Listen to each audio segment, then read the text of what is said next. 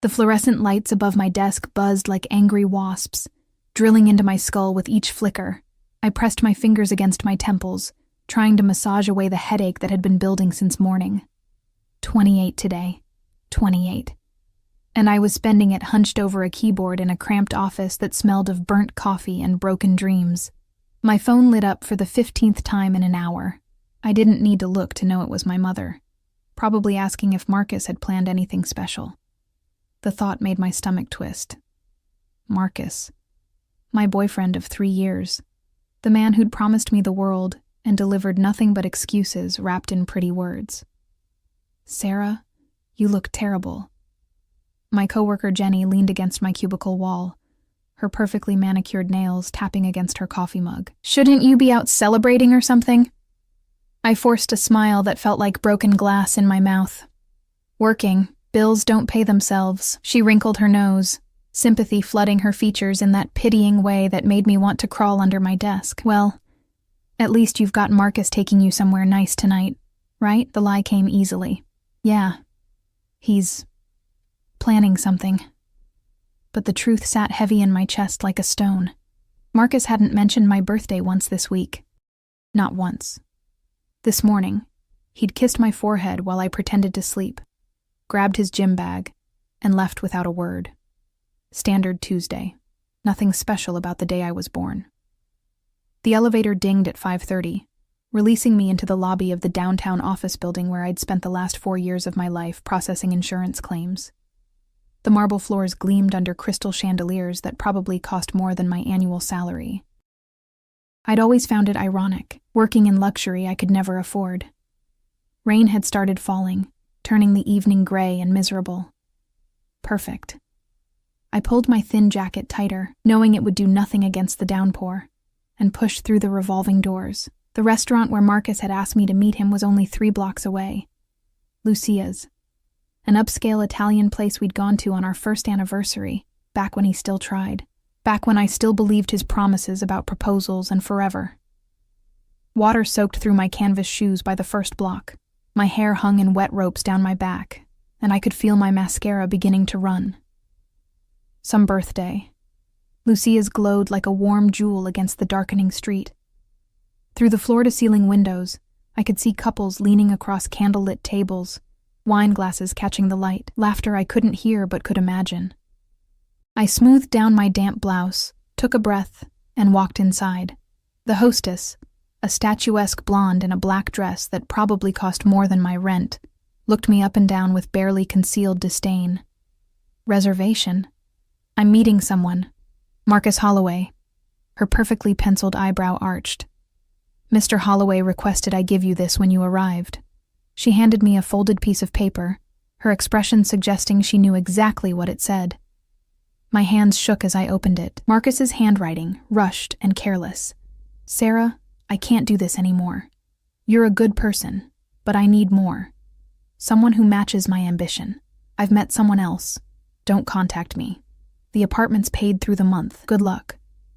The paper slipped from my fingers, floating to the pristine floor like a white flag of surrender. The hostess's face softened slightly, pity replacing contempt. Somehow that was worse. Miss, I'm sorry, but if you're not dining, I'm going. My voice sounded strange, distant, like it belonged to someone else. The rain had intensified, sheets of water turning the street into a river. I stood under the awning, watching luxury cars spray water onto the sidewalk, their occupants safe and dry behind tinted windows. My phone buzzed. Mom, again. I couldn't answer. Couldn't explain that my boyfriend had dumped me in a note, on my birthday, delivered through a restaurant hostess like I was worth less than a phone call. I started walking. No destination, just movement, to keep from falling apart right there on the street. The neighborhood shifted as I wandered. Sleek storefronts gave way to older buildings, the kind with character and history. The rain began to ease, leaving everything shimmering and clean. My feet had gone numb in my soaked shoes, and my jacket clung to me like a second skin. That's when I saw it. A small gallery, warm light spilling onto the wet pavement. Through the window, I could see paintings, bold, violent slashes of color that somehow felt exactly right.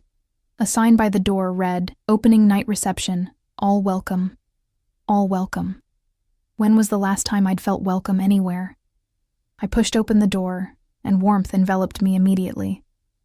The gallery smelled of wine, expensive perfume, and oil paint.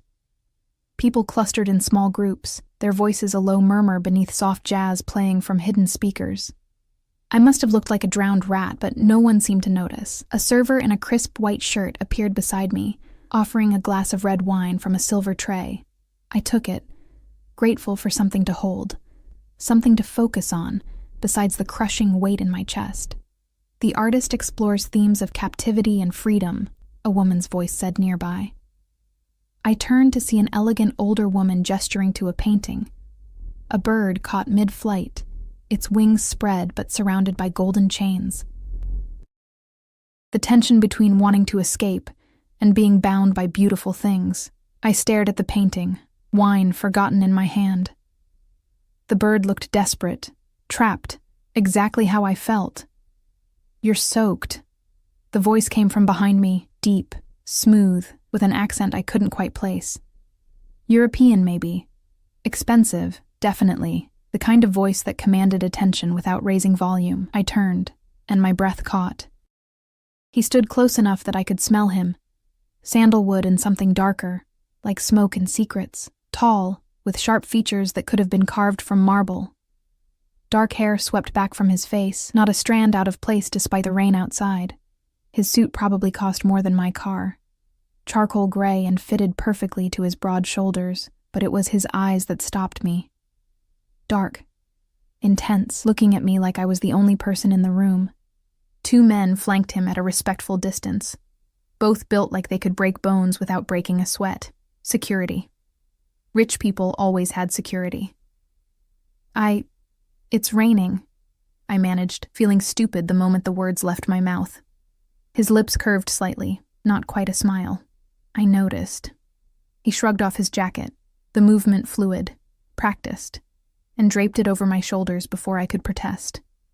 The fabric held his warmth, his scent. Better. The jacket swallowed me, and I clutched it instinctively, even as my brain screamed that I should refuse, should step back, should put distance between myself and this stranger who radiated danger like heat. You don't have to. I insist." His gaze traveled over my face, cataloging details. The smudged mascara, the wet hair, the trembling I couldn't quite control. "You've been crying." It wasn't a question. Heat flooded my cheeks. "I'm fine." "Liar." But he said it gently, almost with amusement. One of his security team stepped closer, whispering something in his ear. He nodded slightly, never breaking eye contact with me. "What's your name?" "Sarah." It slipped out before I could think better of it. "Sarah." He repeated it like he was tasting it, rolling it around in his mouth. "I'm Mr. Kozlov." The gallery owner rushed over, her face flushed with excitement and anxiety. "I didn't know you were coming this evening. If I had known, we would have prepared. Please, let me show you the private collection." Later, he dismissed her with a single word, his attention never leaving me. The gallery owner's smile froze, confusion flickering across her features before she retreated. Something cold slithered down my spine. This wasn't just wealthy, this was power. The kind that made people scatter. "You should go enjoy the private collection," I said, trying to hand back his jacket. His hand caught my wrist, not hard, but firm. Unmovable. His skin was warm against mine, and I could feel calluses that seemed at odds with his expensive appearance. Why? Because I'm nobody, just someone who wandered in from the rain. Nobody. He repeated the word like it offended him. His thumb pressed against my pulse point, and I knew he could feel how fast my heart was racing. "You're shaking." "I'm cold." Another lie. He released my wrist, but didn't step back. If anything, he moved closer, and I could feel the heat radiating from him. "Today is a special day for you." My eyes widened. "How? You have that look, like the world forgot you exist." His expression darkened. "Someone hurt you tonight." It wasn't a question, but I answered anyway. "My boyfriend. Ex-boyfriend. It doesn't matter. It matters. The words came out sharp, edged with something that made the air between us crackle. A man who would hurt a woman on her birthday deserves... He stopped himself, jaw tightening. When he spoke again, his voice was controlled, careful. He's a fool. I should have left. Should have thanked him for the jacket and walked away from the intensity in his gaze, from the way his security scanned the room like threats lurked in every shadow. But I was tired of being forgotten, invisible, worth less than a phone call. It's my 28th birthday, I heard myself say. And I spent it alone. Something shifted in his expression. Calculation, decision. He pulled out his phone, one of 3 I could see in his pockets, and typed something rapidly. Not anymore. What? You won't spend it alone. He pocketed the phone and extended his hand. Come with me, Sarah. Every instinct screamed danger. This man was wrong in ways I couldn't articulate. Too powerful, too intense, too interested in someone like me. But Marcus's note burned in my memory, and my empty apartment waited with its paid-through-the-month lease and ghost of a failed relationship. I took his hand. His fingers closed around mine, and I felt it then. The shift. Like stepping off a cliff and realizing too late there was no going back. The car waiting outside wasn't just expensive. It was obscene. A black Mercedes, sleek and predatory, with windows tinted so dark I couldn't see inside. The rain had stopped, leaving the street slick and reflective. Puddles catching the glow of streetlights like scattered mirrors. One of the security men, the one with a scar bisecting his left eyebrow, opened the rear door. Kozlov's hand settled on the small of my back, guiding me forward with a possessiveness that should have alarmed me. Instead, something warm unfurled in my chest. When was the last time anyone had touched me like I mattered? The interior smelled of leather and cedar. I sank into seats softer than my bed, and Kozlov slid in beside me, close enough that his thigh pressed against mine. The door closed with a heavy thunk that sealed us in dim, intimate darkness. Where are we going? My voice sounded small in the enclosed space. Somewhere you can properly celebrate. He said something in rapid Russian to the driver, who nodded and pulled into traffic with the smooth efficiency of someone who'd done this 1,000 times. I clutched his jacket tighter around my shoulders, hyper-aware of every point where our bodies touched. The city slid past outside. Familiar streets transformed into something foreign through the tinted glass. I don't even know you. What do you want to know? He turned to face me fully, and in the shadows of the car, his features looked sharper, dangerous. Ask me anything, Sarah. Why are you doing this? I'm nobody special. His jaw tightened. Stop saying that. But it's true. I work a dead-end job processing insurance claims. I live in a studio apartment with water stains on the ceiling. My boyfriend, ex-boyfriend, left me because I'm not ambitious enough. The words tumbled out, bitter and raw. So why would someone like you care about someone like me? The car turned down a street I didn't recognize, towers of glass and steel rising on either side. Kozlov reached out, his fingers catching my chin, tilting my face toward him. His touch was gentle, but there was steel beneath it, command. Listen to me carefully. His thumb brushed across my cheekbone, catching a tear I hadn't realized had fallen. That man was a coward who couldn't see what he had. His loss doesn't define your worth. You don't know me. I know enough. His eyes searched mine, and I felt exposed, like he could see every broken piece inside me. I know you walked into that gallery soaked and heartbroken, and you still noticed the art, still found beauty in the midst of pain. I know your hands are shaking, but you got in this car anyway. That's not nobody, Sarah. That's brave. My breath hitched. No one had ever called me brave before. The car stopped in front of a building that scraped the sky, all gleaming glass and sharp angles. A doorman in a burgundy uniform rushed to open our door. Kozlov emerged first, buttoning his suit jacket with one hand while extending the other to me. I took it, and he pulled me out with effortless strength, his hand immediately returning to my back. Possessive, protective. The doorman's eyes widened slightly when he saw us, recognition and something like fear flashing across his face. Mr. Kozlov, sir. Welcome back. Kozlov didn't acknowledge him, just guided me through doors that whispered open on silent hinges. The lobby was a cathedral of marble and gold, with a chandelier that dripped crystals like frozen tears. Our footsteps echoed as we crossed to a private elevator, where another security guard waited. The guard nodded, pressed his thumb to a scanner, and the elevator doors opened. We stepped inside, and I watched the lobby disappear as we shot upward. My ears popped. 40 floors, 50. The numbers kept climbing. "Do you live here?" I asked, trying to fill the silence that felt too heavy, too charged.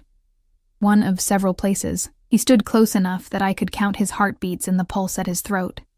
Steady, controlled, nothing like the chaos in mine. "I stay where business requires." "What kind of business?" His lips curved, but it wasn't quite a smile. "Import and export, investments, various interests. Vague, deliberately so. Another red flag I should have heeded." The elevator opened directly into a penthouse that stole my breath. Floor-to-ceiling windows offered a panoramic view of the city, lights stretching to the horizon like fallen stars. The space was all clean lines and expensive minimalism, white leather furniture, abstract art that probably cost more than I'd earn in a lifetime, and a silence so complete it felt sacred. I can't be here. I backed toward the elevator, suddenly overwhelmed. This is too much. I should go home. Kozlov stepped between me and the elevator, not touching me but blocking my escape with his body. Home to what? An empty apartment and memories of a man who didn't deserve you? The words hit like a slap, true and terrible. "What do you want from me?" I whispered. He studied me for a long moment, something unreadable moving behind his dark eyes. "To give you the birthday you deserve." Nothing more. He moved aside, gesturing toward the windows. "But the choice is yours, Sarah, always yours. I won't keep you here against your will." The sincerity in his voice surprised me. I could leave, walk away from this strange, intense man and his dangerous elegance, return to my small life and smaller dreams. Or I could stay. I stepped away from the elevator, toward the windows and the city beyond. Okay. I felt rather than saw his satisfaction. He moved to a bar built into the wall, all gleaming bottles and crystal glasses, champagne, wine, or something stronger. I don't know what I want. Then I'll choose for you. He poured amber liquid into 2 glasses, brought one to me. Our fingers brushed as I took it, and electricity sparked up my arm. Scotch, 50 years old, older than both of us combined. I sipped, and fire bloomed in my throat, smooth and smoky and absolutely nothing like the cheap wine I bought at the grocery store. "It's perfect." "Good." He touched his glass to mine, the crystal ringing softly. "Happy birthday, Sarah." We drank in silence, standing side by side at the window. The city glittered below us, oblivious to the strange intimacy unfolding in this tower above it all. My phone buzzed in my pocket. I pulled it out. 17 missed calls from my mother. 12 texts from friends who'd just heard about Marcus. I should answer. Should tell someone where I was. Kozlov plucked the phone from my hand before I could decide, his movements quick and decisive. "Tonight, you don't exist for them. Tonight is yours." "Hey." He powered it off, set it on a nearby table. "They can wait. You've spent enough of your life making yourself small for people who don't appreciate you. You don't know that, don't I?" He turned to face me fully, and the intensity in his gaze made my stomach flip. "You apologize when you speak, make yourself smaller when you walk. You're so used to being invisible that you've forgotten how to take up space." Each word landed like a stone, rippling through the careful lies I'd told myself. That I was fine, that I didn't mind, that being overlooked was just who I was. "I'm not," but my voice broke, and suddenly I was crying. Really crying. Ugly, gasping sobs that shook my whole body. Kozlov set down his glass and pulled me against his chest in one smooth motion. His arms wrapped around me, solid and immovable, and I buried my face in his shirt, not caring that I was ruining the expensive fabric with tears and mascara. He didn't speak, just held me, one hand stroking my wet hair while the other pressed against my back, keeping me anchored. He smelled like sandalwood and safety, and I hated how desperately I wanted to stay exactly where I was. Eventually, the storm passed. I pulled back, mortified. "I'm sorry. I don't know why—" "Stop apologizing." His thumb caught another tear, his touch achingly gentle. "You're allowed to break, Sarah. You're allowed to be angry and hurt and sad. I barely know you. Sometimes strangers are easier." He released me, but slowly, reluctantly. "Come. I have something for you." He led me deeper into the penthouse, past rooms I only glimpsed. A kitchen of gleaming steel, a library lined with books in languages I couldn't read. We stopped at a bedroom dominated by a massive bed draped in white silk. My heart stuttered. Kozlov seemed to sense my panic. That's not why I brought you here." He opened a closet, revealing rows of women's clothing still bearing tags. Designer labels I recognized from magazine spreads. "Choose something. You can't celebrate in wet clothes." I stared at the options, overwhelmed. "Why do you have all this?" "I buy things." A non-answer. Evasive. "For occasions." "What occasions require a closet full of women's clothes?" His expression shuddered. "Choose, Sarah, or I'll choose for you." There was command in his voice now, the kind that made me understand that whatever patience he'd shown was finite. I pulled out a dress at random, black silk that felt like water, and held it up. "Perfect." He gestured to an ensuite bathroom. "Take your time. There are towels, whatever you need." The bathroom was larger than my entire apartment, all marble and gold fixtures. I locked the door and leaned against it, trying to catch my breath. What was I doing? I'd gotten into a car with a stranger, come to his penthouse, accepted his clothes. Every horror movie started this way.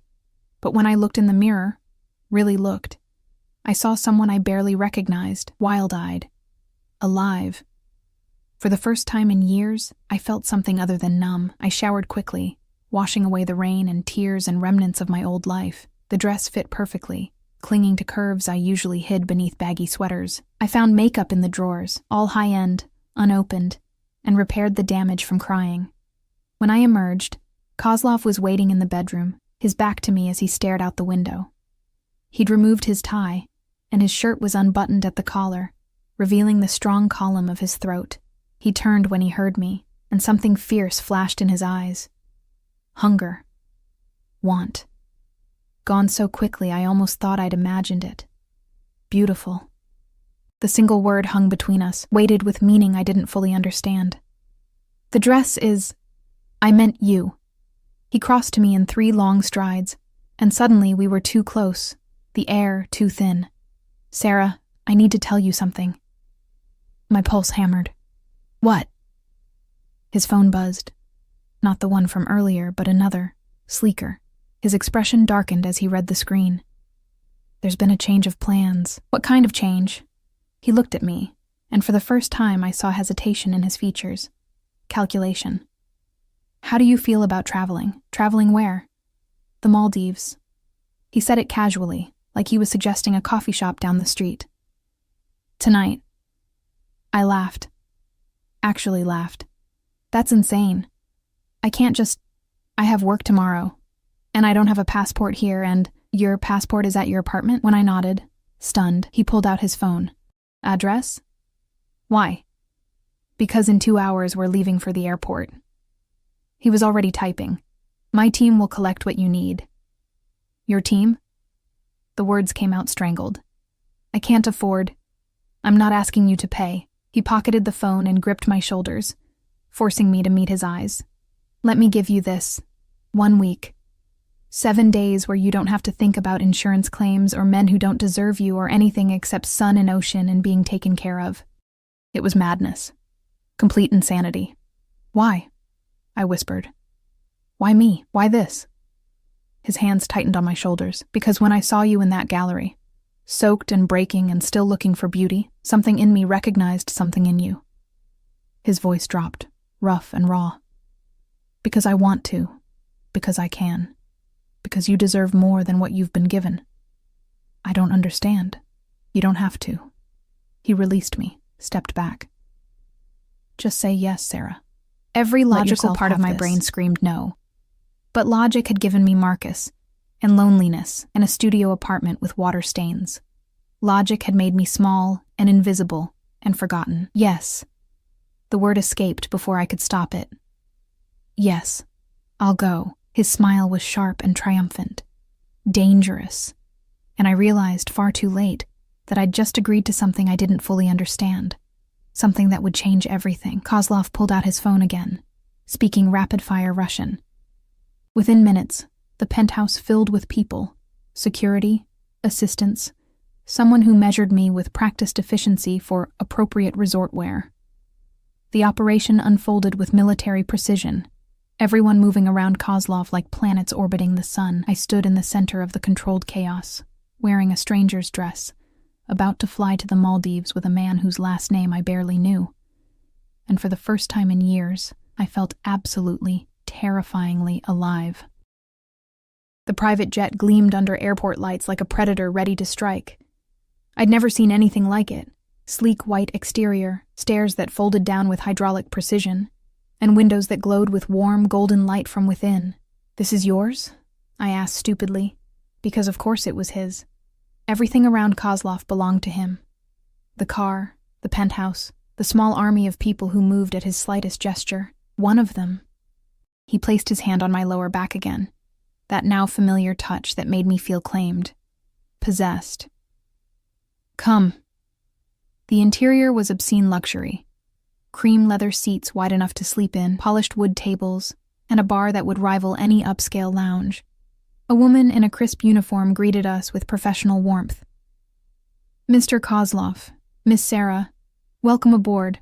We'll be departing shortly. Can I get you anything before takeoff?" Kozlov looked at me, waiting. I shook my head, overwhelmed, and he dismissed her with a slight nod. We settled into seats that faced each other, and I watched through the window as the security team conducted a final perimeter check. One spoke into his wrist, another scanned beneath the aircraft with a mirror on a pole. "Is all that necessary?" I asked. Kozlov followed my gaze, expression unreadable. "Precautions. In my line of work, one can't be too careful." "What exactly is your line of work?" "I told you. Import, export, investments." He leaned back, studying me with those dark, penetrating eyes. "Does it matter?" "It should. Any sane person would demand details, would question why a man needed this level of security, why people looked at him with fear disguised as respect.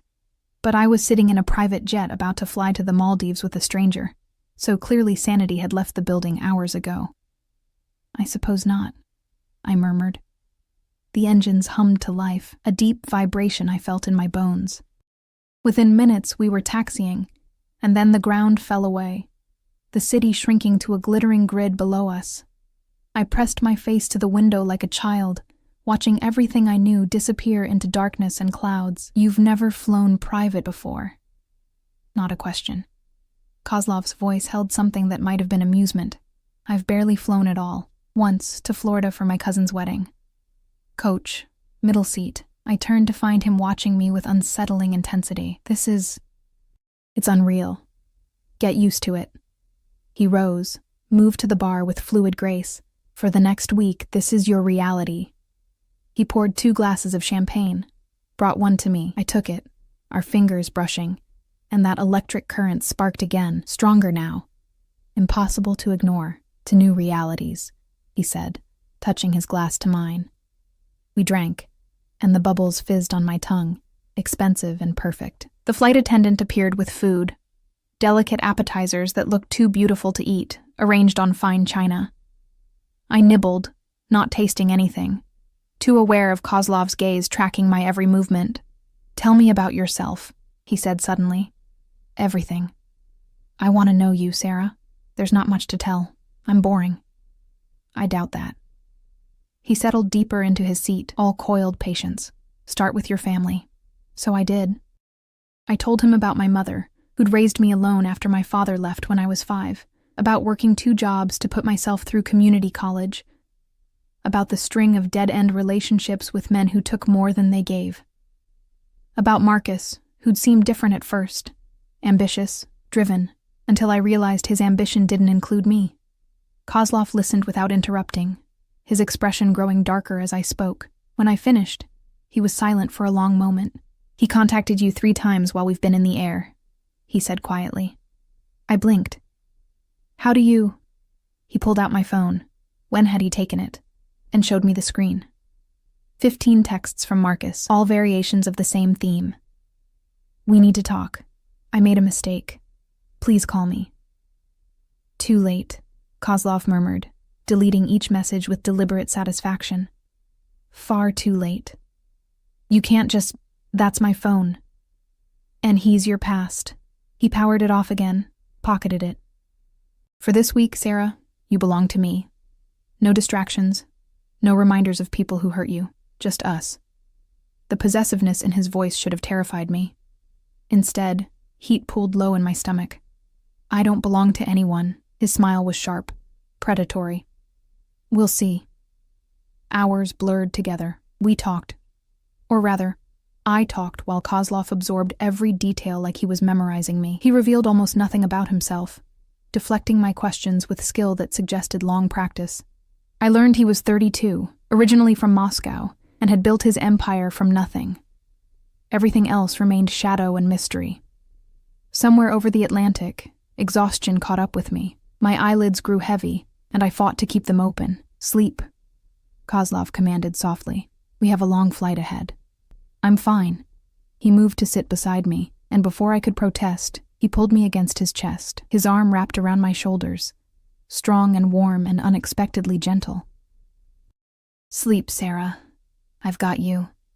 I should have resisted, should have maintained boundaries with this dangerous stranger, but his heartbeat was steady beneath my ear, and his scent surrounded me like a drug, and I was so tired of being strong.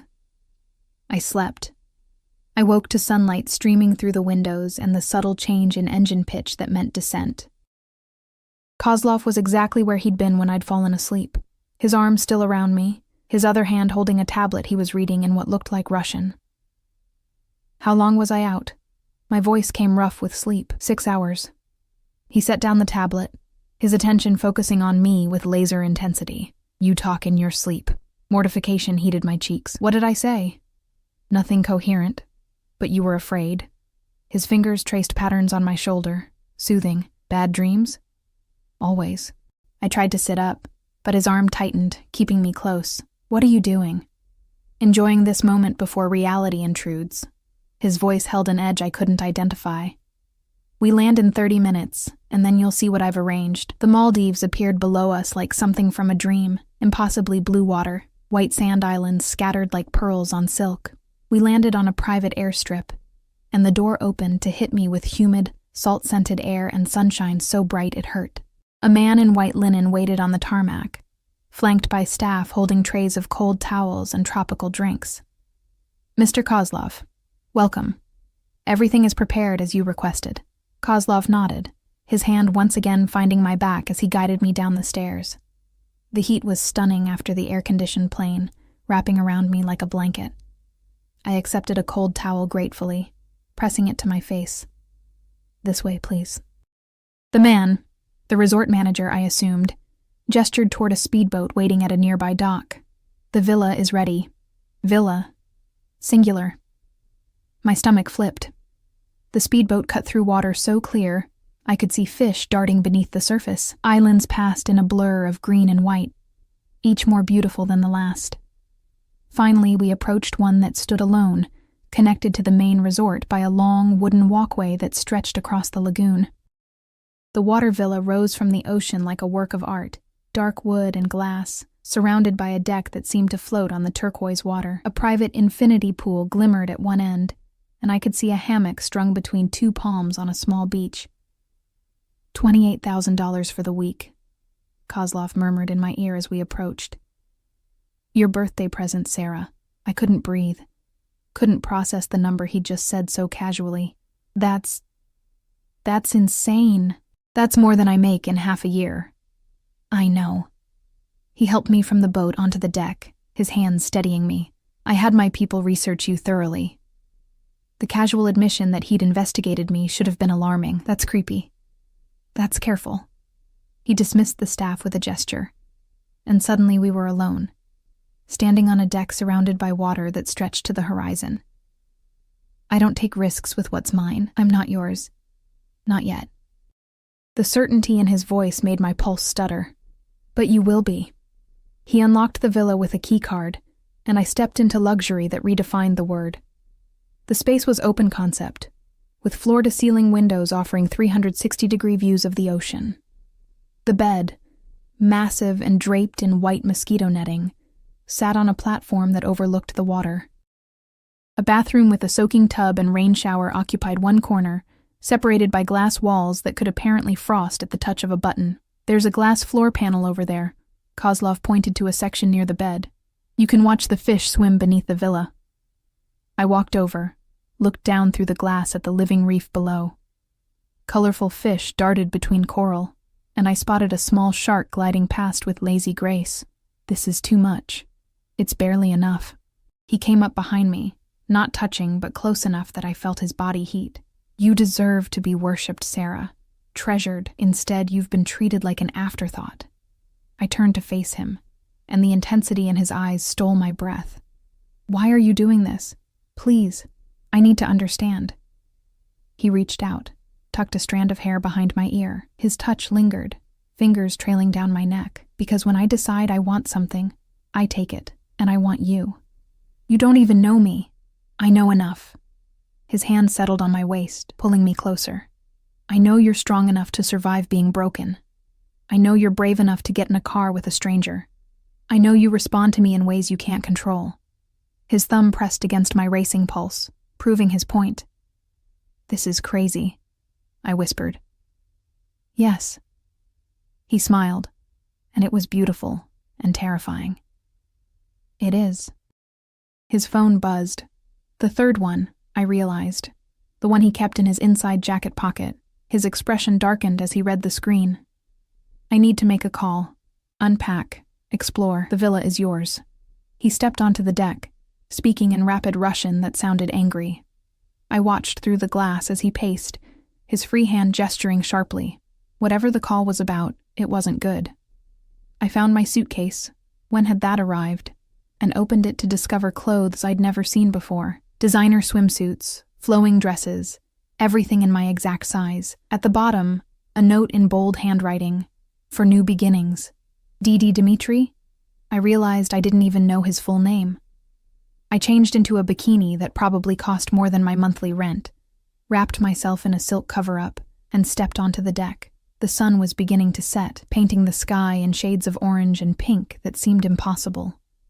Kozlov had finished his call and stood at the railing, staring at the horizon. His shoulders were tense, and I could see the muscle jumping in his jaw. Bad news? I ventured. Business complications. He didn't turn around. Nothing you need to worry about. I moved to stand beside him, mimicking his posture. The water lapped gently against the villa's supports, a soothing rhythm. Will you have to leave? No.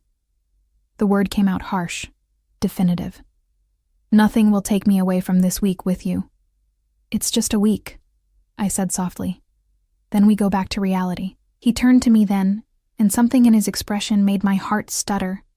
Possession. Obsession. Is that what you think? That I would go to all this trouble for just a week? What else could it be?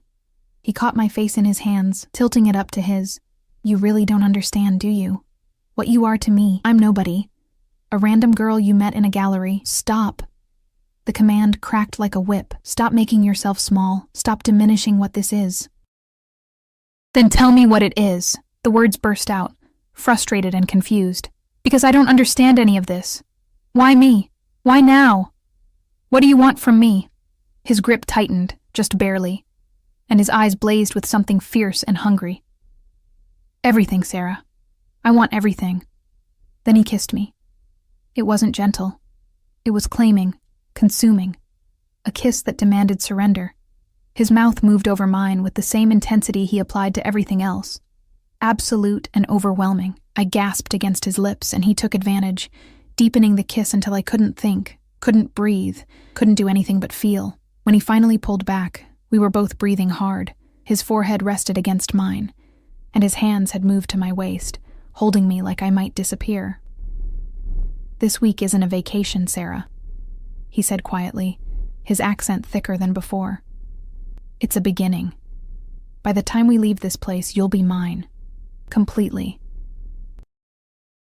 And I'll be damned if I let you go back to that half-life you were living. Fear and desire warred in my chest.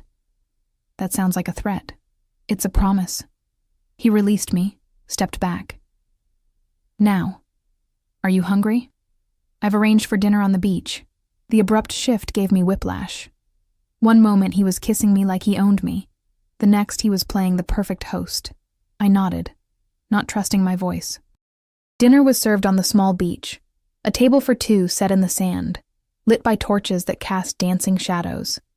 The food was exquisite, each course more beautiful than the last, but I barely tasted any of it. I was too aware of Kozlov watching me, cataloging my every reaction. Tomorrow, he said as we finished dessert, we'll do whatever you want. Snorkeling, diving, spa treatments, nothing. Your choice. What if I want to go home? His expression went cold, dangerous. That's not an option. So I'm a prisoner. You're protected. He reached across the table, caught my hand. There's a difference. Is there? But I didn't pull away. Couldn't. His thumb traced circles on my palm, and electricity sparked up my arm. Yes, his gaze held mine, intense and unwavering. A prisoner wants to escape. Tell me, Sarah, do you want to escape? The honest answer terrified me, because despite everything, the strangeness, the intensity, the barely concealed danger that clung to him like cologne, I didn't. For the first time in my life, I felt seen, wanted, chosen. No, I whispered. His smile was triumphant, possessive. Good girl. We walked back to the villa under stars so bright they seemed close enough to touch. Kozlov's hand never left the small of my back, a constant pressure that reminded me I was his, at least for now. Inside, he pulled me close one more time, his lips brushing my forehead. Sleep well, Sarah. Tomorrow, everything changes. He left me at the bedroom door, disappearing into what I assumed was a second bedroom.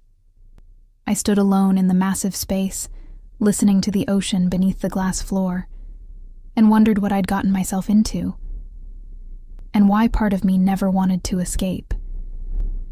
I woke to the sound of waves and sunlight streaming through sheer curtains that billowed in the ocean breeze.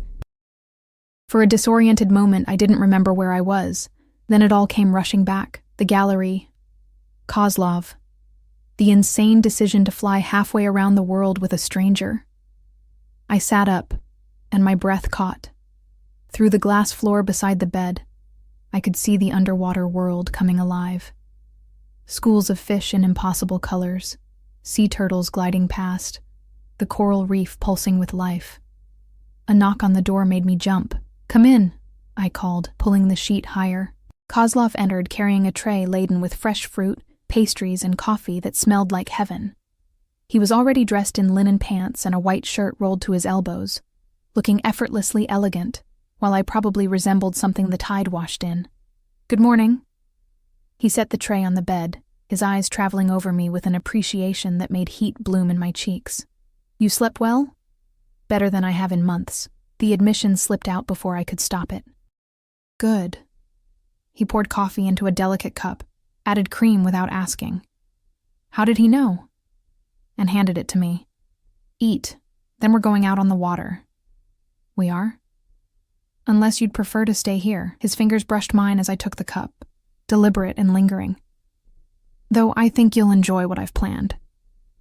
After breakfast, the best I'd ever tasted, I showered and dressed in one of the swimsuits from my mysteriously packed suitcase. A flowing white cover-up completed the outfit, and when I emerged, Kozlov's eyes darkened with unmistakable want. "Beautiful," he murmured, then held out his hand. "Come." A yacht waited at the dock, smaller than I'd expected but no less luxurious. Kozlov helped me aboard, his hands spanning my waist, lifting me like I weighed nothing. The captain and crew greeted us with professional deference, but I noticed how they kept their distance from Kozlov, fear masked as respect. We set out across water so blue it hurt to look at, Kozlov stood at the railing beside me, his presence a constant warm pressure against my side. One of his security team, I'd learned his name was Victor, scanned the horizon with vigilant eyes, while another remained below deck. "Do they ever relax?" I asked, nodding toward Victor. "No." Kozlov's voice was matter of fact. "Their job is to keep me alive. Relaxation gets people killed." The casual reference to death sent ice down my spine. "Has anyone tried to kill you?" "Several times." He said it like he was discussing the weather. "Occupational hazard. What exactly do you occupy?" His smile was sharp. "Dangerous questions, Sarah. I'm in the middle of the ocean with you. I think I deserve answers." He turned to face me fully, and something shifted in his expression. Calculation? Decision. "My family has been in certain businesses for generations. Import, export, as I said. But not everything we trade is legal." My stomach dropped. "You're a criminal." "I'm a businessman who operates outside conventional boundaries." His hand cupped my cheek, thumb stroking my skin. "Does that frighten you?" "It should. It absolutely should." "I don't know. Honest." He leaned closer, his breath warm against my lips. "I like that about you. No pretense. No games. Unlike you. Unlike me," he agreed. Then he kissed me, slow and deep and devastating. When he pulled back, I was breathless. "But with you, Sarah, I want to be honest. I want you to see me." "Why?" "Because you already do." His forehead rested against mine. "Everyone else sees what I let them see. Power, danger, money. You see the man underneath." Before I could respond, the yacht slowed. We'd reached a sandbar in the middle of nowhere, the water so clear I could see every grain of sand beneath the surface. "We're here," Kozlov announced. "Come snorkeling with me." The next hour was magical. We swam through coral gardens teeming with life. Kozlov, never more than a few feet away, his hand occasionally catching mine to guide me toward something beautiful. Despite everything, the danger, the mystery, the insanity of the situation, I felt safe with him. When we climbed back aboard, exhausted and sun-drunk, lunch was waiting. We ate on the deck, and Kozlov told me stories of his childhood in Moscow. Sanitized versions, I suspected, but glimpses of the boy he'd been before he became whatever he was now. "My mother died when I was 12, he said quietly, staring at the horizon. After that, my father made sure I understood the family business. Every brutal detail. I'm sorry. Don't be." His jaw tightened. "It made me strong. Made me who I am. Lonely," I said softly. His gaze snapped to mine, surprised. "What?" "You're lonely. All that power, all those people around you, and you're completely alone." For a long moment, he just stared at me. Then something cracked in his carefully controlled expression. "Yes," he admitted, "until you." The weight of those words settled over us. He reached across the table, caught my hand, threaded our fingers together. "Stay with me, Sarah. Not just this week. Always." "You're insane." But my voice shook. "Probably." His grip tightened. "But I mean it. I can give you everything. Protection, luxury, a life you've only dreamed of. In exchange for what? Your trust, your loyalty." His eyes burned into mine. "You." I should have said no. Should have laughed at the absurdity, but the intensity in his gaze made it clear this wasn't a joke or a whim. This was a man who decided he wanted something and would move heaven and earth to get it. "I need time," I whispered. "You have this week." He raised my hand to his lips, kissed my knuckles. "Use it to decide if you can handle my world." The yacht returned us to the villa as the sun began its descent. I was pleasantly exhausted, my skin warm from the sun, my mind spinning from Kozlov's proposition. Inside, I showered and changed into a simple dress, emerging to find him on the deck, phone pressed to his ear. His expression was murderous. "I don't care what he says," Kozlov snarled in Russian, though I caught enough to understand. "Find him. Bring him to me. I want to handle this personally." He ended the call, noticed me standing there. the rage in his features smoothed into careful neutrality. Sarah. Who was that? Business. He pocketed the phone. Nothing you need to worry about. Stop saying that. Frustration bubbled up. If you want me to trust you, to consider your insane proposal, you need to stop treating me like I'm fragile. His eyebrows rose. You want the truth? Yes. Fine. He moved toward me, predatory and intense. One of my associates has been stealing from me, skimming profits, thinking I wouldn't notice. He's also been asking questions about where I am, who I'm with. Ice trickled down my spine. Why would he care about me? Because you're my weakness now. His hand cupped my face, gentle despite the violence in his eyes. And in my world, weaknesses get exploited, so I'm in danger. You're protected. His other hand settled on my waist, pulling me close. Victor and his team aren't just here for me. They're here for you. Nothing will touch you, Sarah. I swear it. How can you promise that? Because anyone who tries to hurt you will die screaming. He said it so calmly, so matter-of-factly, that it took a moment to process. You're mine now, and I protect what's mine. The possessiveness should have terrified me. Instead, something dark and primal in me responded to it, to being claimed so absolutely by someone who had the power to back up his words. This is insane, I breathed. Yes. He kissed me, hard and claiming. But you're not running. He was right. I should be running, screaming, demanding he take me home. Instead, I was kissing him back, my fingers tangling in his hair, my body pressing against his like I couldn't get close enough. He lifted me effortlessly, my legs wrapping around his waist as he carried me inside. We made it as far as the couch before he set me down, his body covering mine, his weight a delicious pressure. Tell me to stop, he murmured against my throat, his lips trailing fire across my skin. Tell me this is too fast, and I will. But I didn't want him to stop. For once in my life, I wanted to be reckless, wanted to take what was offered without overthinking the consequences. Don't stop, I whispered. His groan vibrated through me. Sarah, if we do this, there's no going back. You understand? You'll be mine. Maybe I want to be. Something fierce and triumphant flashed in his eyes. Then his mouth claimed mine, and the world narrowed to the feel of his hands on my skin, the taste of him, the overwhelming rightness of surrendering to this beautiful, dangerous man who'd crashed into my life like a storm. Later, much later, we lay tangled together on the bed, the mosquito netting drifting around us like a cocoon. Kozlov's fingers traced lazy patterns on my bare shoulder, and I listened to his heartbeat beneath my ear. What happens after this week? I asked quietly. You come home with me, to my real home, not just the penthouse. His arms tightened around me. You leave your apartment, your job. Everything that made you small, you become part of my world. As what? Your mistress? As mine.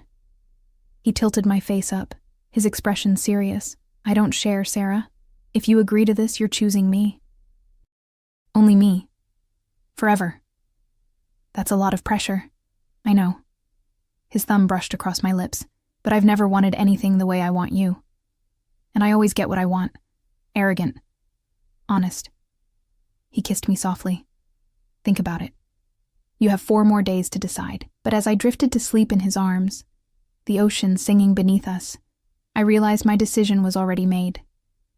Somewhere between the gallery and this moment, I'd stopped being the invisible girl who accepted scraps.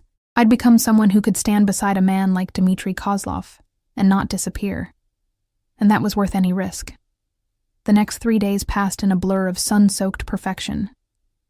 We snorkeled through coral gardens, had midnight swims in the bioluminescent plankton that made the water glow like stars, ate elaborate meals prepared by chefs who appeared and disappeared like ghosts. Kozlov, Dmitry, as I'd learned to call him in private moments, was attentive in ways I'd never experienced. He anticipated my needs before I voiced them, touched me constantly like he needed the physical connection to believe I was real. But the fantasy couldn't last forever. On our 4th morning, I woke to find his side of the bed cold. I sat up, immediately sensing something was wrong. The villa felt different, charged with tension that made my skin prickle. I pulled on a robe and found Dmitri on the deck, surrounded by his security team. Victor was speaking rapidly in Russian, his expression grim. Dmitri's jaw was set, his eyes cold in a way I hadn't seen since that first night in the gallery. "What's wrong?" I asked. Every head turned toward me. Dmitri's expression softened fractionally. "Go back inside, Sarah." "No." I moved closer, ignoring Victor's warning glance. "Tell me what's happening." Dmitri studied me for a long moment, then dismissed his team with a gesture. When we were alone, he pulled me against him, his arms tight around my waist. "The man I told you about, the one who's been stealing from me, he knows you're here." Fear spiked through me. How? Someone in my organization talked. They're already dead. He said it so casually, like he was discussing the weather, but the damage is done. He's made threats. What kind of threats? His hands tightened on me, the kind that mean we're leaving, today. "But we still have 3 days. I won't risk you." His voice was steel. "We're going back to the States, to my compound in upstate New York. It's more secure than anywhere else." A compound? The word conjured images of armed guards and high walls. "Dmitri, I can't just disappear to some fortress." "You can, and you will." He caught my face in his hands, forcing me to meet his blazing eyes. "Listen to me. These people, they don't play games. They'll use you to get to me, and I will burn the world down before I let that happen. So yes, you're coming with me. We're leaving in 2 hours." The command in his voice brooked no argument. I should have been angry, should have demanded my freedom. Instead, I felt the weight of what he was offering. Protection so absolute it required isolation. What about my life? My apartment, my job, already handled. Your landlord received 6 months' rent. Your employer received your resignation, effective immediately, with a glowing reference. Your mother. He paused. I've arranged for a trust fund in her name. She'll never struggle again. My breath caught. You can't just... I already did. His thumb stroked my cheeks. You're mine now, Sarah. That means I take care of what's yours. Your mother, your debts, everything that weighed you down, it's gone. Tears burned my eyes. You had no right. I had every right. He kissed me, hard and possessive. The moment you said yes to me, everything changed. I told you there was no going back. He was right. Somewhere between the private jet and this moment, I'd crossed a line I could never uncross. I'd become his in ways I was only beginning to understand. The flight back was tense. Dmitri spent most of it on his phones, speaking in rapid Russian to various people. I caught words I recognized. Problem, eliminate, protection. Victor sat across from us, weapons I tried not to think about concealed beneath his jacket. Is this what my life will be like? I asked quietly during a lull. Always looking over my shoulder, always afraid? Dmitri set down his phone, turned to me with those intense dark eyes. No. Once I've handled this situation, you'll be safe. I promise you that. How can you promise something like that? Because I'm very good at eliminating threats. The smile he gave me was cold, lethal, and anyone who threatens what's mine becomes a priority target. We landed at a private airfield somewhere in upstate New York as the sun was setting. A convoy of black SUVs waited, engines running. Dmitri helped me into the middle vehicle, sliding in beside me while Victor took the front passenger seat. We drove for an hour through increasingly remote terrain, finally turning onto a private road marked only by a discreet gate that opened at our approach. The compound revealed itself gradually, a massive estate surrounded by high stone walls and manicured grounds. The main house was a modern fortress of glass and steel, beautiful but unmistakably secure. I could see cameras everywhere, discreet but omnipresent. "Welcome home," Dmitri murmured as we pulled up to the entrance. Home. The word felt foreign and familiar at once. Inside, staff appeared to take our bags. The interior was stunning, all clean lines and expensive minimalism, with art I recognized from museums, but it was the view that stopped me. Floor-to-ceiling windows overlooked a private lake, the water reflecting the dying light like molten gold. "It's beautiful," I breathed. "It's yours." Dmitri came up behind me, his arms wrapping around my waist. "Everything I have is yours now, Sarah. You understand that?" I turned in his arms, searching his face. What am I to you, really? Your girlfriend? Your kept woman? What? His expression turned serious. You're the woman I'm going to marry. The words hit me like a physical blow. What? You heard me? He pulled a small box from his pocket. When had he gotten that? And opened it to reveal a ring that made my breath stop. A massive diamond surrounded by smaller stones, set in platinum that caught the light like frozen fire. I've known since that first night in the gallery. You're mine, Sarah. Forever. That's insane. We barely know each other. I know everything that matters. He took my hand, slid the ring onto my finger with smooth confidence. I know you're strong enough to handle my world. I know you see me, not just what I can give you. I know I will never want anyone the way I want you. The ring felt heavy, binding, like a beautiful shackle. Dimitri, I can't. This is too fast. Look at me. He gripped my shoulders. I'm not a good man, Sarah. I'll do terrible things again to protect you. But I will never lie to you, never betray you, never make you feel invisible again. Say yes. My mind spun. This was crazy. Marrying a man I'd known less than a week, a criminal who'd just dragged me to his fortress compound. Every rational thought screamed no. But when I looked into his eyes, I saw something that made my chest ache. Not just desire or possession, though those were there, but something raw and desperate. Need, the kind of need that came from a lifetime of being alone, of trusting no one, of building walls so high nothing could touch him. Until me.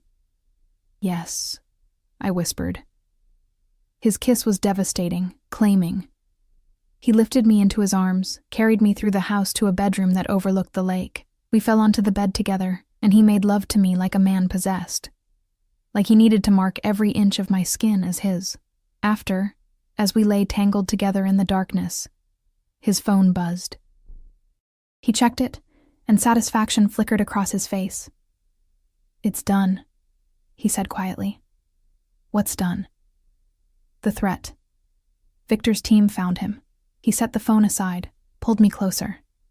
You're safe now.